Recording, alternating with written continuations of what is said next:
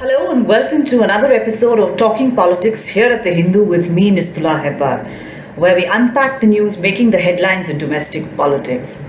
And while there has been a lot of stuff going on within the Congress governments in Punjab and in Chhattisgarh, both chief ministers being summoned to Delhi and getting into all sorts of scrappy fights with challengers, our attention this time will be on Maharashtra, where Union Minister Narayan Rane was dramatically arrested and then got bail on Tuesday evening after he had said that Maharashtra Chief Minister Uddhav Thackeray needed to be slapped for not remembering what year of independence India was celebrating this year.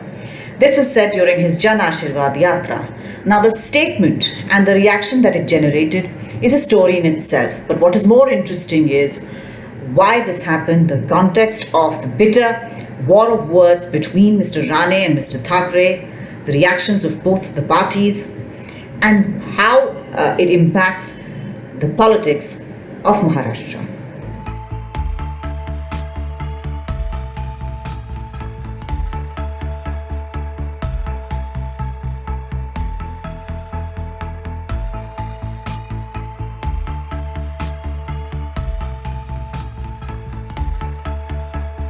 The consequences of Mr. Rane's quite incendiary statement unraveled fast within Maharashtra, with the BJP accusing the Shiv Sena of overreacting and sending its party workers to the BJP's party offices to rough up its own workers and commit casual violence in the party offices.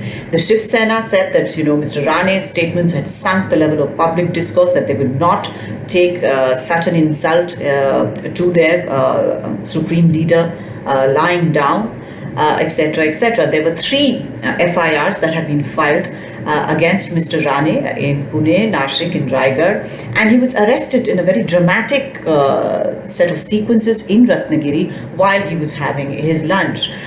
Both sides claim that those pictures would have a big impact in terms of the morale of the other side. The Shiv Sena saying that Mr. Rane was being properly shown his place by being picked up by the police for his very incendiary statements, and the BJP is saying that the arrest of Mr. Rane, a very influential Maratha leader of the Konkan area, where the Shiv Sena also counts on the support of the local communities there, will push more voters towards the BJP out of sympathy for Mr. Rane's situation.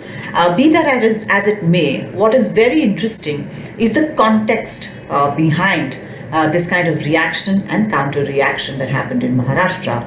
A lot of ink has been spilled on how Mr. Uddhav Thackeray, Chief Minister of Maharashtra, has always been at loggerheads with Mr. Rane, who has never accepted the fact that he was chosen as a successor to Balasaheb Thackeray in a party where Mr. Rane had joined as a Shakha Pramukh while he was a young man, and from where he worked up his way to being Chief Minister of Maharashtra in the first BJP Shiv Sena government in the state.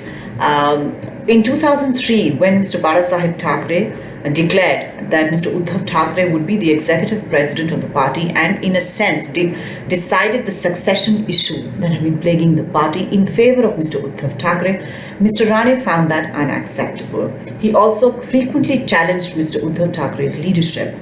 What happened after that was in 2005, he joined the Congress.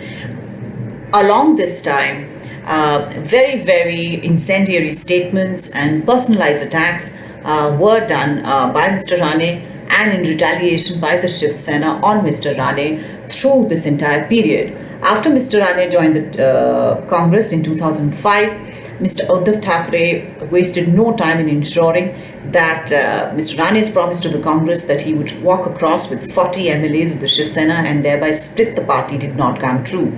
That too was held by Mr. Rane against Mr. Thackeray.